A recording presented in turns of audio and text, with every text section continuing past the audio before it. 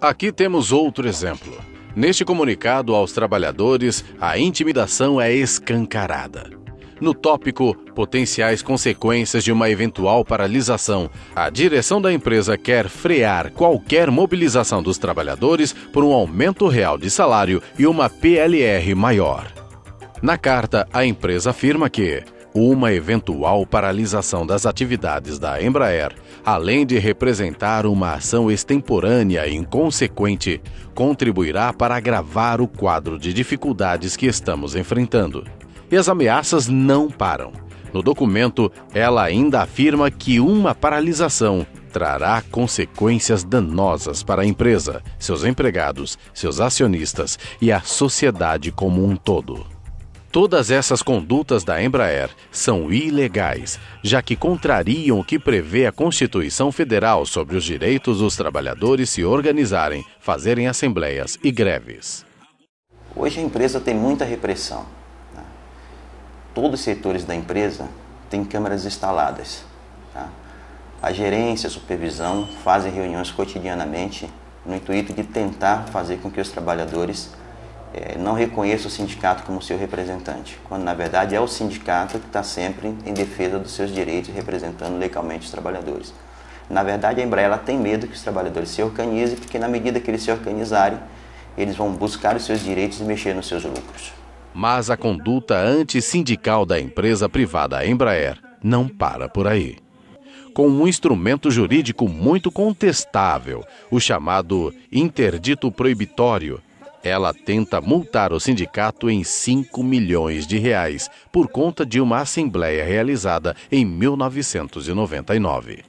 Olha, eu trabalhei um ano na universidade inglesa, na Universidade de Sussex, na Inglaterra, em Brighton. É uma importante universidade inglesa. E lá eu estudei o sindicalismo inglês durante a Margaret Thatcher, o pior do neoliberalismo. E como é que o governo neoliberal trata, com as suas leis, trata o sindicalismo? Ou reprimindo ou multando economicamente para tentar eliminá-lo. Isto vem da Margaret Thatcher, do neoliberalismo inglês, que afundou a Inglaterra, tá certo? Afundou a Inglaterra, e que foi muito violento contra os sindicatos ingleses, porque é evidente, para as empresas serem fortes, elas querem enfraquecer os sindicatos. Então fazem multas e multas e multas. A Embraer, que foi uma importante empresa estatal brasileira, depois de privatizada, ela começa a tomar essas medidas, tá certo? Como qualquer grande transnacional que quer ganhar, ganhar, ganhar, em detrimento, é evidente, dos seus trabalhadores. O que nós deveríamos ter era exatamente um processo inverso, onde os sindicatos pudessem multar as empresas, tá certo? Quando elas demitem ilegalmente. O Sind Aeroespacial é mais uma prova de como a Embraer não respeita seus trabalhadores. Entidade de fachada, o Sind Aeroespacial tentou dividir a categoria e reduzir direitos para favorecer a empresa. Mas agora vamos voltar ao início deste capítulo e analisar mais uma vez as 4.273 demissões realizadas pela Embraer. Se dizíamos que aquelas demissões abusivas, para usarmos um termo que o próprio Tribunal Regional do Trabalho utilizou, eram o retrato da insensibilidade da Embraer, isso ainda vai ficar mais claro a seguir.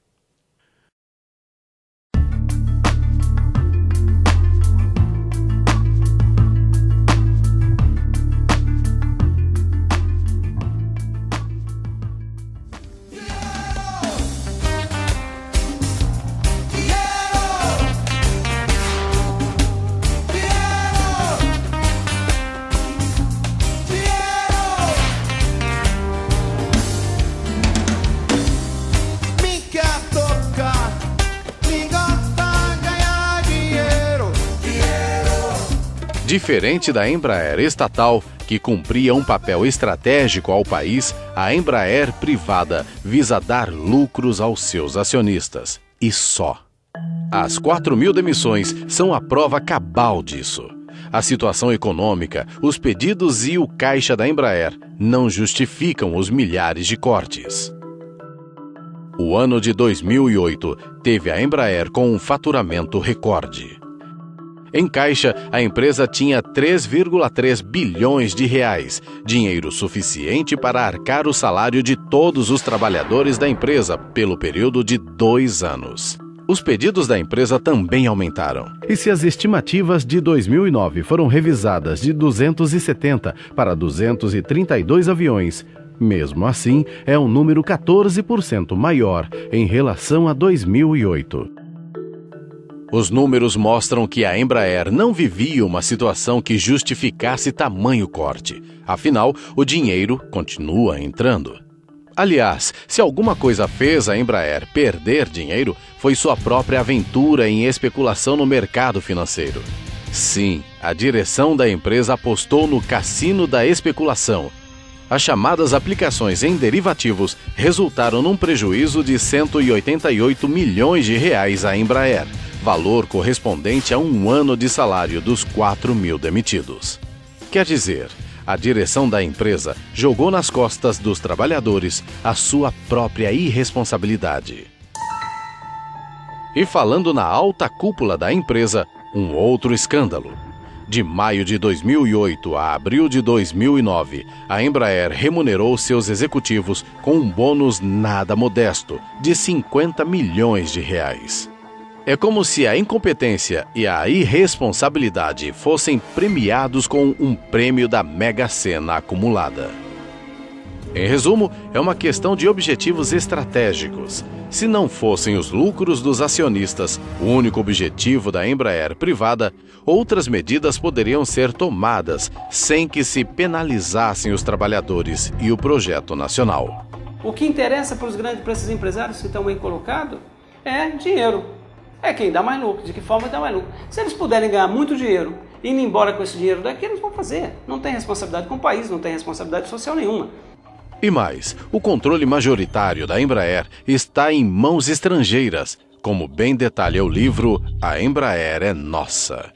A maioria das ações da Embraer é negociada na Bolsa de Nova York e as decisões dos controladores da empresa orbitam apenas sobre o lucro. O sindicato denuncia o controle internacional da Embraer já faz muito tempo. Em 2000, o Senado ouviu as denúncias feitas pelo então presidente da entidade. Hoje, essa empresa já não é mais nacional. Isso, acho que isso aqui vai depender dos trabalhos que tem aqui para poder comprovar isso ou não. A nossa Modo Vela já não é uma empresa mais nacional. Outro aspecto na condução da Embraer privada é que o dinheiro ganho não é reinvestido em novos projetos. Todos os investimentos da Embraer poderia ser feito com o próprio recurso da empresa. Não fazem porque esse dinheiro que deveria ser investido na própria empresa, ele está destinado simplesmente para agradar e para poder beneficiar os seus acionistas. Assim, ao invés de utilizar seu lucro para reinvestir na empresa e garantir novos projetos de sucesso, a Embraer se utiliza de recursos públicos por meio do BNDES. A lógica é absurda. Bilhões de reais de dinheiro público são injetados para favorecer a Embraer, que, por sua vez, é administrada apenas para garantir o lucro de seus donos.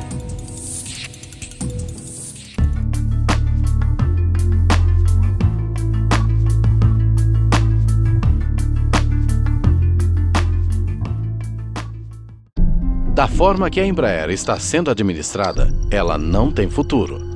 Como já vimos anteriormente, hoje a Embraer não tem nenhum compromisso com os trabalhadores e nem tampouco com a soberania do país.